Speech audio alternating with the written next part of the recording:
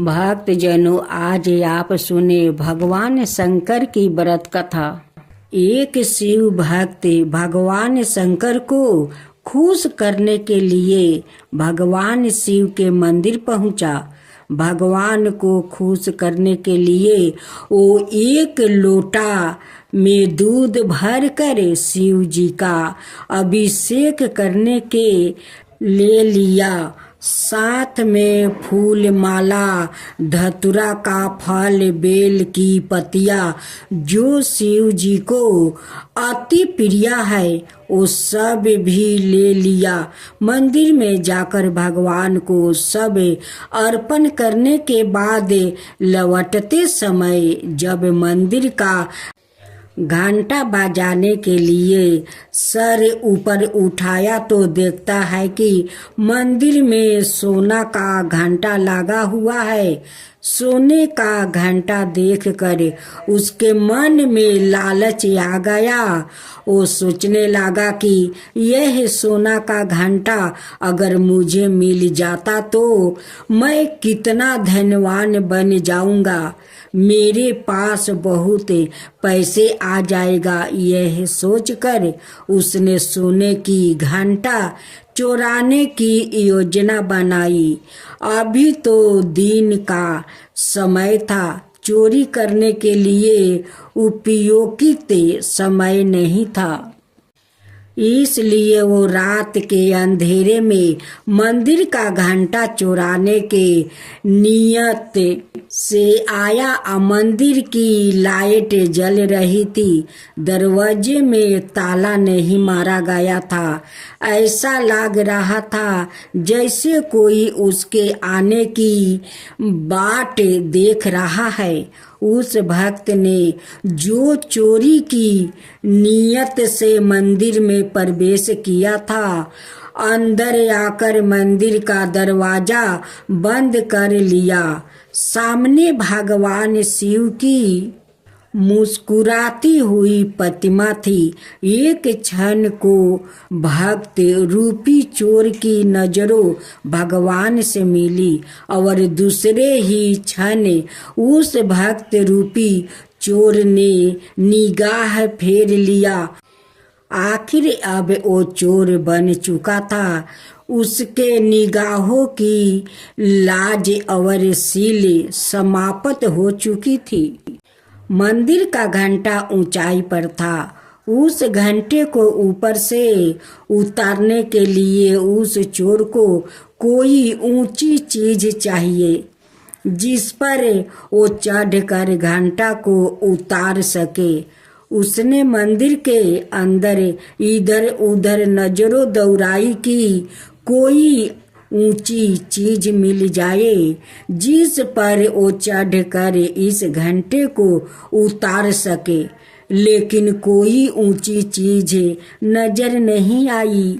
चोर परेशान था। सामने भगवान बैठे बंद बंद मुस्कुरा रहे थे।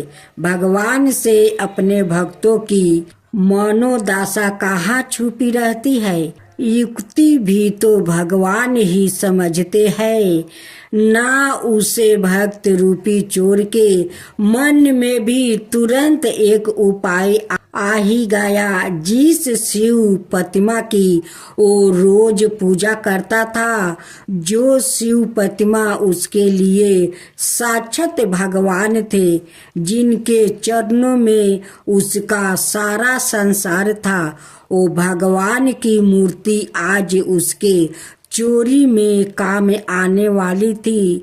आज वो शिव जी की प्रतिमा उस चीज की कमी को पूरी करने वाली थी जिस पर चढ़कर वो मंदिर के घंटे तक पहुंच सकता था।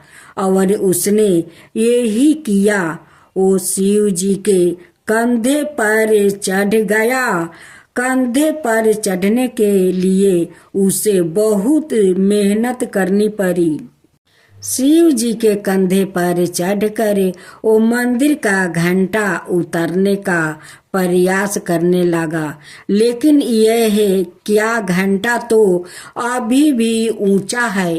वो चोर बहुत मायूस हो गया, उसके नेत्रों में जल भर आया और जल का प्रभाव तेज होती ही भगवान भोलेनाथ के सर पर टपकने लगा।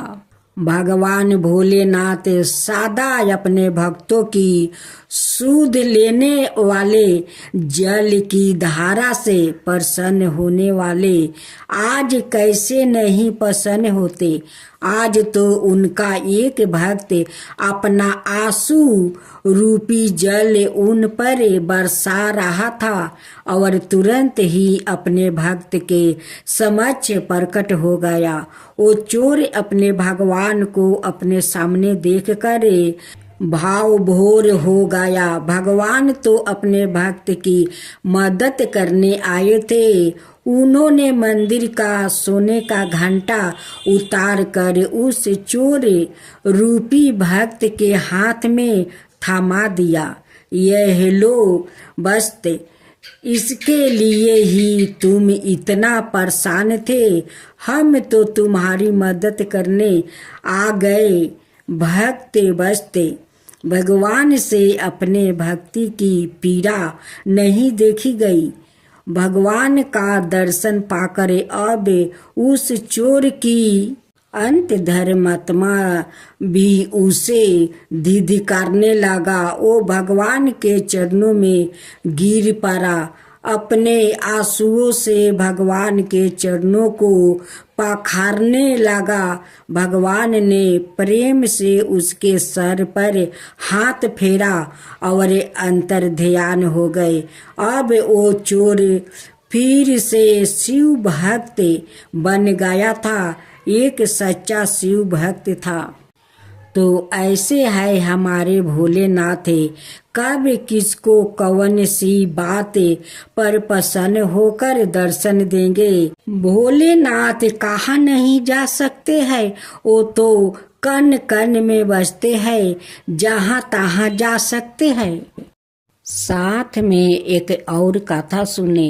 एक बार भगवान शिव अत्यंत मनोहरी सावा रूप धारण करके भ्रमण कर रहे थे। यद्यपि दिगंबर भेष है, शरीर पर भस्म रमाये है, सुंदर जटाए है, परंतु ऐसा सुंदर भगवान का रूप करोड़ों कामदेवों को लज्जित कर रहा है। ऋषि जग कर रहे थे और शंकर जी वहां से अपनी मस्ती में राम नामी अमृत का पान करते करते जा रहे थे। भगवान शिव के अद्भुत रूप पर मोहित होकर ऋषि पत्नियों उनके पीछे पीछे चली गई। ऋषियों को समझ नहीं आया कि यह हमारे धर्म का लोप करने वाला अवधूत कौन है, जिसके पीछे हमारी पत्नियां चली गई। पत्नियों नहीं रहेगी तो हमारा जग कैसे पूर्ण होगा। ऋषियों ने ध्यान लगाया तो पता लगा यह तो साक्षात भगवान शिव है। ऋषियों को क्रोध आ गया। ऋषियों ने श्राप दे दिया और श्राप से भगवान शिव के शरीर दहन जलने उत्पन्न हो गया। शंकर जी वहां से अंतर्ध्यान हो गए, हिमालय की बर्फ में चले गए, क्षीर सागर में गए, चंद्रमा वहां गंगा जी के पास भी गए, परंतु दाहे शांत नहीं हुआ। भगवान शिव अपने आराध्या ग्वालों कवि हिरी श्री कृष्णा के पास गए। उन्होंने गौ माता की शरण जाने को कहा। अत भगवान शिव गौलोक में श्री सुरभि गाय का अत्य बन करने लगे। उन्होंने कहा, दृष्टि सृष्टि और विनाश करने वाली है माँ, तुम्हें बार बार नमस्कार है। तुम रहस्या भाव से समझते पृथ्वी तल देवता और पितरों को दीपित करती हो। सब प्रकार के रस्तवों के मामर्गों ने बहुत विचार करने पर यही निर्णय किया कि मधुर रस का आस्वादन प्रदान करने वाली एकमात्र तुम ही हो। संपूर्ण चराचर विश्व को तुमने बल और स्नेह दान दिया है। हे देवी, तुम रुद्रा की माँ, वासुओं की पुत्री, आदित्यों की सौसा हो और दृष्टि होकर बातचीत सिद्धि प्रदान करने वाली हो। तुम ही दीप्ति, दृष्टि, स्वाहा, स्वाधा, रिद्धि सिद्धि, लक्ष्मी, तृप्ति, धरना, कीर्ति, मति, कांति, लाजा, महामाया, श्रद्धा और सबरे साधनी हो। तुम्हारे अतिरिक्त त्रिभुवन में कुछ भी नहीं है। तुम अग्नि और देवताओं को दीपित करने वाली हो। गौ माता ने कहा, मेरे भीतर प्रवेश करो, तुम्हें कोई तपा पाएगा। भगवान शिव ने सुरभि माता की परीक्षण की और जैसे ही गाय ने ओम माँ उच्चारण किया, शिव जी गौ माता के पेट में चला गया। शिव जी को परम आनंद प्राप्ति हुआ। इधर शिव जी के ना होने से सारे जगत में हाहाकार मच गया। शिव के नाहीन से सारी सृष्टि सावा के समान प्राप्ति होने लगी। शिव जी के ना होने से रुद्रा अभिषेक और जग कैसे हो। तब देवताओं ने अतिबन करके ब्राह्मणों को प्रसन्न किया और उसे पाता लगाकर वो उस गौलोक में पहुँचे जहाँ प्रयास का परक घी की नदी मधु के सरोवर विद्यमान है। वहाँ के सीधे और सनातन देवता हाथों में दही और पीयूष लिए रहते हैं। गौलोक में उन्होंने सूर्य के समान तेजस्वी नील नाम का सुरभि सूत को गौ माता के पेट में देखा। देवता और ब्राह्मणों की स्तुति मिनती सुनने पर भगवान शंकर ही इस वृषभ के रूप में अवतीर्ण हुए थे। देवता और सुशील का कामिनी, नंदिनी, मध्यम, हिरण्यदा, धांधा। भोलेनाथ की जय हो, भोलेनाथ की जय हो, माता पार्वती की जय हो, माता पार्वती की जय हो। एक साहूकार था जो भगवान शिव का अनाय भक्त था। उसके पास धन आए किसी भी चीज की कमी नहीं थी, लेकिन उसकी कोई संतान नहीं थी और वो इसी कामना को लेकर रोज शिव जी के मंदिर जाकर दीपक जलाता था।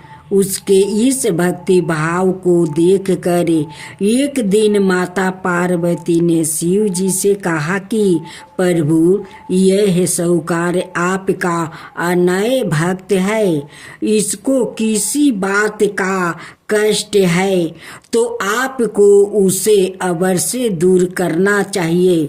शिव जी बोले कि हे पार्वती, इस साहूकार के पास पुत्र नहीं है, यह इसी से दुखी रहता है। माता पार्वती कहती है कि हे ईश्वर, कृपा करके इसे पुत्रा का वरदान दे दीजिए। तब भोलेनाथ ने कहा कि हे पार्वती, साहूकार के भाग्य में पुत्रा का योग नहीं है। ऐसे में अगर इसे पुत्र प्राप्ति का वरदान मिल भी गया तो वो केवल 12 बरस की आयु तक ही जीवित रहेगा।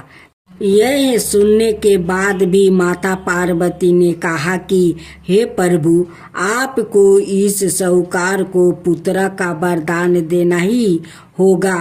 अनाथ भक्त क्यों आपकी सेवा पूजा करेंगे। माता के बार बार कहने से भोलेनाथ ने साहूकार को पुत्रा का वरदान दे दिया, लेकिन यह भी कहा कि वो केवल 12 बरस तक ही जीवित रहेगा। साहूकार यह सारी बातें सुन रहा था, इसलिए उसे ना तो खुशी हुई और ना ही दुख। वो पहले की तरह भोलेनाथ की पूजा अर्चना करता रहा। उधर सेठानी गर्भवती हुई और 9 महीने के बाद एक सुंदर सा बालक की प्राप्ति हुई। परिवार में खूब उत्साह मनाया गया, लेकिन साहूकार पहले ही की तरह रहा और उसने लड़का की 12 बरस की आयु का जिक्र किसी से भी नहीं किया।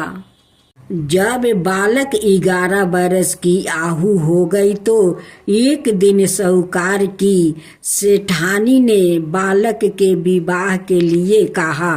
तो साहूकार ने कहा कि वो अभी बालक को पढ़ने के लिए काशी जी भेजेंगे। इसके बाद उसने बालक के मामा जी को बुलाया और कहा कि इसे काशी पढ़ने के लिए ले जाओ और रास्ते में जिस भी स्थान पर रुकना वहाँ यज्ञ करते और ब्राह्मणों को भोजन कराते हुए आगे बढ़ना। उन्होंने भी इसी तरह करते हुए जा रहे थे कि रास्ते में एक राजकुमारी का विवाह था। जिससे उसका विवाह होने वाला था वो एक आंख से काना था। तो उसके पिता ने जब अति सुंदर साहूकार के बेटे को देखा तो उनके मन में आया कि क्यों ना इसे ही घोड़ी पर बैठाकर शादी के सारे कार्य संपन्न करवा लिया जाए। तो उन्होंने मामा से बात की और कहा कि इसके बदले में वो अथाह धन देंगे। तो वो भी राजी हो गया। इसके बाद साहूकार का बेटा विवाह की वेदी पर बैठा और जब विवाह कार्य संपन्न हो गया तो जाने से पहले उसने राजकुमारी की चदरी के पल्लू पर लिखा कि तेरा विवाह तो मेरे साथ हुआ, लेकिन जिस राजकुमार के साथ भेजेंगे वो तो एक आंख का काना है। इसके बाद वो अपने मामा के साथ काशी के लिए चल गया। उधर जब राजकुमारी ने अपनी चुनरी पर यह लिखा हुआ पाया तो उसने राजकुमार के साथ जाने से मना कर दिया। तो राजा ने भी अपनी पुत्री को बारात के साथ विदा नहीं किया। बारात वापस लौट गई। उधर मामा और भांजे काशी पहुंच गए थे। एक दिन जब मामा ने जग रचा रखा था और भांजा बहुत देर तक बाहर नहीं आए तो मामा ने अंदर जाकर देखा तो भांजे का प्राण निकल चुके थे। वो बहुत परेशान हुए, लेकिन सोचा कि अभी रोना पीटना मचाया तो ब्राह्मण चल जाएंगे और जग का कार्य अधूरा रह जाएगा। जब जग संपन्न हुआ तो मामा ने रोना पीटना शुरू किया। उसी समय शिव पार्वती उधर से जा रहे थे तो माता पार्वती ने शिव जी से पूछा, हे प्रभु, ये कौन रो रहा है? तभी उन्हें पता चलता है कि ये तो भोलेनाथ के आशीर्वाद से जन्म हुआ साहूकार का पुत्र है। तब माता पार्वती कहती है कि हे स्वामी, इसे जीवित कर दीजिए। अनाथ रोते रोते इसके माता पिता के प्राण निकल जाएंगे। तब भोलेनाथ ने कहा कि हे पार्वती, इसकी आहु इतना ही थी, सो वो भोग चुका है। लेकिन माँ के बार बार आग्रह करने पर भोलेनाथ ने जीवित कर दिया। लड़का ओम नमः शिवाय करते हुए उठा और मामा भांजे दोनों के ईश्वर को धन्यवाद दिया और अपनी नगरी की ओर लौटा। रास्ते में वही नगर पारा और राजकुमारी ने उन्हें पहचान लिया। तब राजा ने राजकुमारी को साहूकार के बेटे के साथ बहुत सारे धन धनाये के साथ विदा किया। उधर साहूकार और उसकी पत्नी छत पर बैठे थे। उन्होंने यह प्रण कर रखा था कि यदि उनका पुत्र सकुशल ना लौटा तो वो छत से कूद कर अपना प्राण त्याग देंगे। तभी लड़के के मामा ने आकर साहूकार के बेटे और बहू के आने का समाचार सुनाया, लेकिन वो नहीं माने तो मामा ने शपथ पूर्वक कहा। तब तो दोनों को विश्वास हो गया और दोनों ने अपने बेटे बहू का स्वागत किया। उसी रात साहूकार को सपने में शिव जी ने दर्शन दिया और कहा कि तुम्हारे पूजन से मैं प्रसन्न हुआ।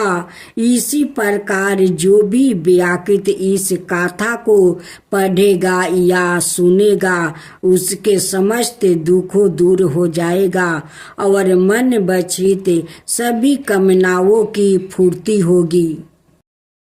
जय शिवा ओमकारा, प्रभु हरे शिवा ओमकारा।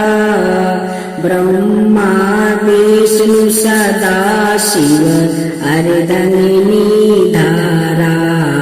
ओम जय शिवा ओमकारा।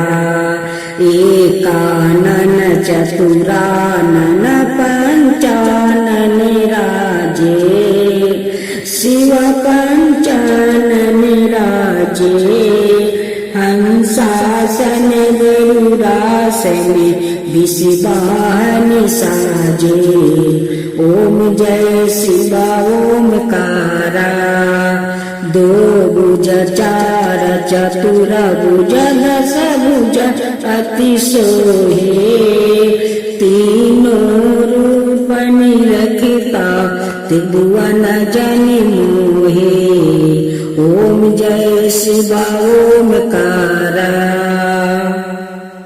अक्षर माला बने माला मंगी माला तारी।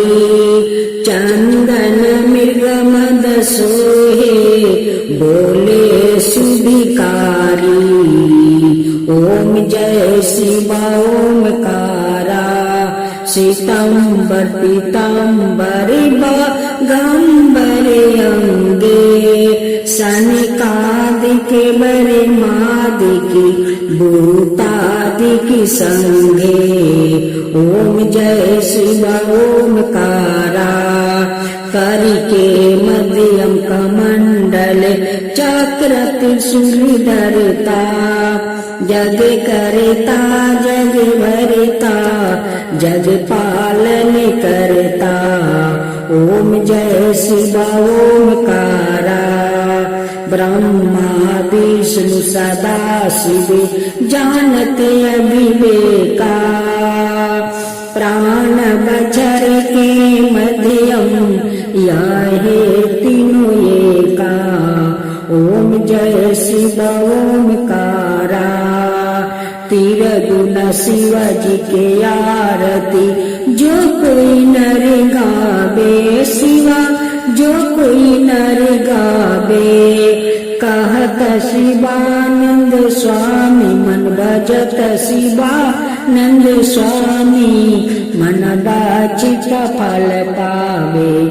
ओम जय शिवा ओमकारा जय शिवा ओमकारा।